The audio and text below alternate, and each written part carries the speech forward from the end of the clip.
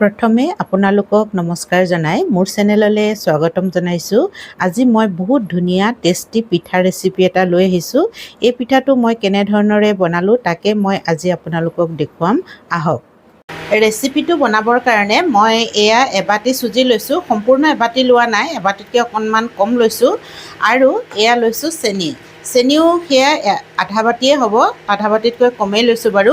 চেনিটো নিজৰ হিচাপমতে লৈ ল'ব লাগে, কিমান মিঠা খায় কি কথা। আৰু এতিয়া মই এটা মিক্সি জাৰ লৈছোঁ। মিক্সি জাৰটোতে মই চুজিখিনি দি দিম।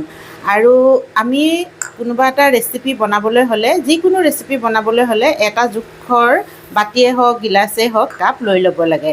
এতিয়া মই মিক্সি জাৰটোত চেনি আৰু চুজি গোটেইখিনি দি দিলোঁ আৰু লগতে এয়া ইলাচি সৰু সৰু 4টা ইলাচি দি দিছোঁ। এতিয়া এইখিনি মই ধুনীয়াকৈ মিক্সিত পিচি ল'ম। এটা ডাঙৰ ষ্টীলৰ বাটি লৈছোঁ আৰু বাটিটোতে মই পিচি থোৱা চুজিখিনি দি দিম। এইখিনি ধুনীয়াকৈ পিচি লৈছোঁ দেই। চুজিৰ লগতে মই মিলাই দিম এয়া আটাও মই ফুলকৈ এবাটি লোৱা নাই, যিমান চুজি লৈছিলোঁ সিমানেই লৈছোঁ। সেইকাৰণে মই কৈছোঁ এটা বাটিৰ জোখত ল'লে বস্তুবোৰ দিবলৈ ভাল হয়, তেতিয়া আমাৰ ৰেচিপিটো খুব ধুনীয়াকৈ হয়। আৰু আটাৰ ঠাইত আপোনালোকে ময়দাও ব্যৱহাৰ কৰিব পাৰে। ময়দাৰে বনালে বেছিহে সোৱাদ লগা হয়, কিন্তু হেল্থৰ কাৰণে আটা বেছি ভাল, সেইকাৰণে মই আটা ব্যৱহাৰ কৰিছোঁ। আৰু এতিয়া ইয়াতে মই দিম একদম একেবাৰে অকণমান, এয়া দেখিছেনে, নিমখ একেবাৰে অকণমান হয়। আৰু ইয়াতে আকৌ মিলাই দিম, এয়া হৈছে বেকিং পাউডাৰ, বেকিং ছ'ডা নহয়, এয়া বেকিং পাউডাৰ হয়। এইটো ভাল কোৱালিটিৰ ল'ব।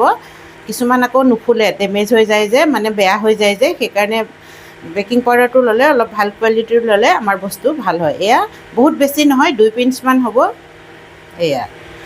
আৰু এতিয়া এইখিনি খুব ভাল ধৰণৰে মই মিলাই দিম। ইয়াতে মই 2 চামুচ গাখীৰ, এয়া পাউডাৰ গাখীৰ হয়, মিলাই দিছোঁ। পাউডাৰ গাখীৰ মিলাই দিলে খাবলৈ সোৱাদ লগা হয়। আটা আৰু চুজিৰে বনালে ইমান সোৱাদ লগা নহ'বও পাৰে। যদি আমি পাউডাৰ গাখীৰ 2 চামুচ মিলাই দিওঁ তেতিয়া খাবলৈ বহুত সোৱাদ লগা হয়। এয়া আমাৰ হৈ গৈছে। শুকান বস্তুখিনি খুব ভালদৰে প্ৰথমতে মিলাই ল'লোঁ। এতিয়া মই ইয়াত পানী দিম।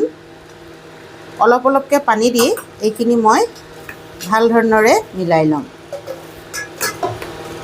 একেবাৰতে বহুত পানী নিদিব, বহুত পনীয়া হৈ যাব পাৰে, তেতিয়া বেয়া হ'ব।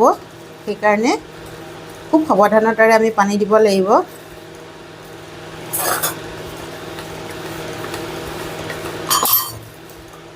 এয়া দেখিছেনে, মই এবাৰ পানী দিওঁতে একদম হিচাপটো বৰ ধুনীয়াকৈ হৈ গ'ল দেই, কম বেছি হোৱা নাই আৰু দিব নালাগে। এয়া দেখিছেনে, অলপমান পনীয়া পনীয়া যেন লাগিছে। পনীয়া যেন লাগিলেও পিছত টান হৈ যাব, কাৰণ আমি চুজি দিছোঁ আৰু অকণমান দেৰি ৰেষ্টত থাকিবলৈ দিম। সেইকাৰণে চুজিটো পানী পালে ফুলি যায়, ধুনীয়াকৈ ফুলি যাব। এয়া চাওকচোন, পনীয়া হৈছে, দেখিছেনে আপোনালোকে। এনেধৰণৰ কৰি আমি এতিয়া এইখিনি বস্তু ভাল ধৰণৰে আকৌ এবাৰ মই ধুনীয়াকৈ মিলাই দিছোঁ। এয়া যিমান ধুনীয়াকৈ আমি বস্তুখিনি মিলাম সিমান ধুনীয়াকৈ আমাৰ বেটাৰটো ভাল হ'ব আৰু আমাৰ ৰেচিপিটো ধুনীয়াকৈ ফুলি যাব। এয়া আমাৰ হৈ গ'ল। এতিয়া মই এই বস্তুখিনি এখন প্লেটেৰে ঢাকি থৈ দিম আৰু 5 মিনিটমান ঢাকিলেও ৰেষ্টত থাকিবলৈ দিম। তাৰপিছত মই বনাম, আপোনালোকক দেখুৱাই থাকিম। মই সময় হৈ গৈছে, মই প্লেটখন উঠাই চাইছোঁ। এয়া দেখিছেনে, আমাৰ ধুনীয়াকৈ বেটাৰখিনি একদম ডাঠ হৈ গ'ল। এয়া চাওক, চুজি ফুলি গ'ল আৰু এনেধৰণৰে আমাৰ বেটাৰটো হ'ব লাগিব। আৰু ইয়াতকৈ যদি পাতল হয় তেতিয়াহ'লে আপোনালোকে যদি বনায় তেতিয়া আটা অকণমান মিলাই দিব পাৰে। চুজি নিমিলাব, কাৰণ চুজি মিলালে ফুলিবলৈ টাইম লাগিব, তেতিয়া বেয়া হ'ব। আটা মিলাই দিলে একো নহয়। আৰু যদি বহুত টান হয় ইয়াতকৈ, তেতিয়া অকণমান পানী দি কোমল কৰি ল'ব। এতিয়া মই হাতত অকণমান ঘি লগাই লৈছোঁ আৰু ইয়াৰে অকণমান এনেধৰণৰে ল'ম। এয়া দেখিছেনে, এয়া ঘি লগাই ল'ব লাগিব, কাৰণ পনীয়া হৈ আছে, ঘি নলগালে লাগি ধৰিব। আৰু এনেধৰণৰে হাতেৰে আমি গোল কৰি ল'ম আৰু ধুনীয়াকৈ গোল হৈ যাব, পনীয়া হৈ আছে যিহেতু। কিন্তু ঘি লগাই ল'ব লাগিব দেই, ঘি নলগালে আকৌ লাগি ধৰিব। অলপ কোমল হৈছে যে, এয়া দেখিছেনে, এনেধৰণৰ এটা আমি লাডু বনাই ল'ম আৰু থৈ যাম। আকৌ অকণমান এনেকৈ ল'ম আৰু প্ৰতিবাৰতে অকণমান অকণমান ঘি লগাই ল'ব, নতুবা লাগি ধৰিব। মই কৈছোঁৱেই, এয়া এইটো এটা ধুনীয়াকৈ আমাৰ হৈ গৈছে। এইটো দেখিছেনে, এইটো ধুনীয়াকৈ হৈ গৈছে। এতিয়া মই এনেধৰণৰে গোটেই লাডুবোৰ বনাই ল'ম। প্ৰথমে মই কেইটামান বনাই লৈছোঁ আৰু এইখিনি ভজাৰ পিছতহে বাকীবোৰ বনাই যাম। একেলগতে বহুত বনাব নালাগে বেছিকৈ, কাৰণ অকণমান যে কোমল হৈছে সেইকাৰণে গোল হৈ নাথাকিব। সেইবাবে আমি যিমান বনাওঁ লগে লগে লাডু বনাই যাম আৰু তেলত ভাজি যাম। এতিয়া মই এইকেইটা প্ৰথমতে ভাজি লওঁ। গেছটো জ্বলাই মই কেৰাহী এখন পাতি দিলোঁ আৰু কেৰাহীতে তেল দিছোঁ। তেলখিনি প্ৰথমতে খুব ভালকৈ গৰম কৰি লৈছোঁ দেই। আৰু গৰম কৰি লোৱাৰ পিছত মই গেছৰ ফ্লেমটো মিডিয়াম কৰি দিছোঁ। মিডিয়াম কৰাৰ পিছত মই অকণমান আটা দি চাওঁ। এয়া আপোনালোককো দেখুৱাইছোঁ, এয়া দেখিছেনে ধুনীয়াকৈ আমাৰ তেলখিনি গৰম হৈ গ'ল আৰু এই বস্তুটো বুৰবুৰণি উঠি ধুনীয়াকৈ ফুলি গৈছে। একদম তেল এয়া ফুলি গৈছে, দেখিছেনে কিমান ধুনীয়াকৈ এইটো ফুলি গৈছে। আৰু এতিয়া আমি দিব পৰা হৈ গৈছে। আৰু এতিয়া মই ধুনীয়াকৈ বনাই থোৱাবোৰ দি যাম। অকণমান হাতেৰে আকৌ লাডু কৰি দিছোঁ, কেলৈ গম পায়নে, কোমল নহয় বস্তুটো, সেইকাৰণে মানে হেৰি হৈ গৈছে, অলপ শ্বেপটো বেলেগ হৈ গৈছে।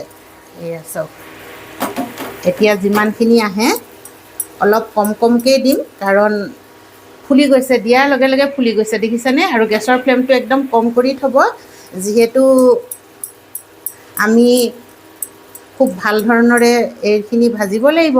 আৰু গেছৰ ফ্লেমটো যদি আমি বেছি কৰি দিওঁ তেতিয়া কি হ'ব, সোনকালে ৰঙচুৱা হৈ আহিব। আৰু তেল গৰম হৈ থকাৰ কাৰণে অকণমান ৰঙচুৱাই হৈ গ'ল, দেখিছেনে তেলখিনি বেছিয়ে গৰম হ'ল। আৰু কি ধুনীয়াকৈ ফুলি উঠিছে আপোনালোকে দেখিছেনে বাৰু। এইয়া মই লাহে লাহে এটা এটাকৈ দি গৈছোঁ।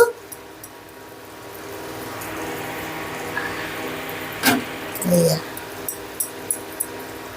আৰু এইটো প্ৰথমতে দিয়া সেইকাৰণে অকণমান ৰঙচুৱা হৈ গ'ল, মই এইটো চেঞ্জ কৰি দিছোঁ। চাওক, তেল বেছি গৰম হৈ আছিলে সেইকাৰণে ৰঙচুৱা হৈ গ'ল। অকণমান তেলখিনি মোৰ কমেই গৰম হ'ব লাগিছিলে দেই। তথাপিতো এয়া চাওকচোন বাৰু কিমান ধুনীয়াকৈ হৈছে দেখিছেনে। আটাইকেইটা মই উলটিয়াই দিছোঁ।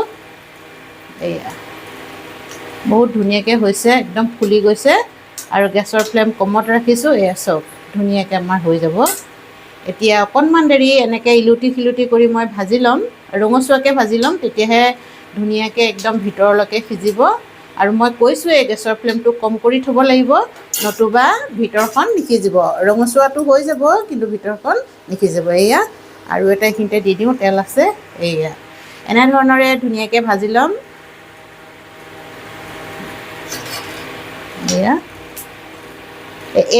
এইটোহে বেছি ৰঙচুৱা হ'ল, বাকীকেইটা ৰং ধুনীয়া হৈছে, বেছি হোৱা নাই দেখিছেনে আপোনালোকে বাৰু। এটাহে অকণমান ৰঙচুৱা হ'ল, প্ৰথমতে তেলখিনি বহুত গৰম আছিলে, বাকীকেইটা বহুত ধুনীয়া ৰং আহিব। ৰঙচুৱাকৈ ভাজি ল'ম মই একদম। চাওক মোৰ পিঠাকেইটা হৈ গৈছে আৰু ধুনীয়াকৈ একদম ফুলি গ'ল। মই ৰঙচুৱাকৈ ধুনীয়াকৈ ভাজি ল'লোঁ। এয়া দেখিছেনে, মই এতিয়া তেলৰ পৰা উঠাই লৈছোঁ। অকণমান এনেধৰণৰে জোকাৰি দিছোঁ তেলবোৰ যাতে নিগৰি পৰে। এয়া চাওক, আৰু এই দুটাও মই এতিয়া উঠাই ল'ম তেলৰ পৰা। খাবলৈ বহুত সোৱাদ লগা হয় দেই, চাহৰ লগত একদম মজা। এতিয়া মই বাকী থকাখিনিও ভাজি ল'ম। ভাজিবৰ কাৰণে তেলখিনি আকৌ মই অকণমান গৰম কৰি লৈছোঁ মিডিয়ামত। এয়া দেখিছেনে। আৰু পিঠাটো দিওঁতে আমি গৰম কৰি মানে তেলখিনি মিডিয়াম কৰি ল'ব লাগিব, পিছতেহে ল' কৰি দিম, গেছৰ ফ্লেমটো কম কৰি দিম। প্ৰথমতে অকণমান মিডিয়ামে কৰি ল'ব লাগিব দেই, নতুবা নুফুলিব। আৰু যদি ল' কৰি দিওঁ তেতিয়া পিঠাটোৱে বহুত তেল খাব। আৰু চুজি পিঠা এনেও তেল অকণমান শুহি লয়, সেইকাৰণে প্ৰথমতে দিওঁতে মিডিয়াম কৰি লৈছোঁ। এয়া দেখিছেনে, ধুনীয়াকৈ একদম ফুলি উঠিব আমাৰ। এয়া ফুলি উঠিছে পিঠাবোৰ। এয়া অকণমান দেৰি হাত নলগাওঁ, কাৰণ কোমল, একেবাৰে কোমল হৈছে। এনেকৈ কেৰাহীখনেৰে অকণমান মই লৰাই দিছোঁ, দেখিছেনে। এইয়া আৰু ধুনীয়াকৈ ফুলি উঠিব। এতিয়াও সেই আগৰ দৰে মই অকণমান দেৰিৰ পিছত ইলুটি শিলুটি কৰি ধুনীয়াকৈ ৰঙচুৱাকৈ আটাইকেইটা পিঠা ভাজি ল'ম। বেচৰ পিঠাকেইটাও ধুনীয়াকৈ মই ৰঙচুৱাকৈ ভাজি লৈছোঁ, দেখিছেনে। আৰু এতিয়া মই তেলৰ পৰা উঠাই ল'ম। আৰু কিমান ধুনীয়াকৈ ফুলিছে আপোনালোকে দেখিছেনে। দিওঁতে কিমান সৰু আছিল আৰু ভজাৰ লগে লগে একদম ফুলি ডাঙৰ হৈ গৈছে। এইয়া আৰু এতিয়াও আছে আৰু কেইটামান বনাবলৈ, সেইকেইটাও মই বনাই ল'ম। পিঠাবোৰ বনাই হৈ গ'ল। মই ধুনীয়াকৈ কাঁহী এখনত সজাই থৈছোঁ আপোনালোকক দেখুৱাবৰ কাৰণে। পিঠাটো বহুত টেষ্টি হয়, খাবলৈ সোৱাদ লগা হয়, বাহিৰখন মচমচীয়া আৰু ভিতৰখন একেবাৰে কোমল। এতিয়া গৰমৰ দিন, বাৰে বাৰে পাকঘৰলৈ আহি থাকিবলৈ দিগদাৰী লাগে নহয়নে?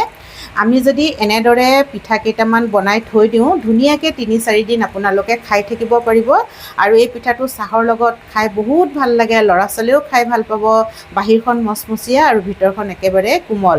আৰু এটা কথা কি জানেনে, মই সৰহকৈ পিঠা বনাইছিলোঁ, বনাই হৈছেহে, আমাৰ খাবলৈ লৈ গৈয়ে আছে নহয়।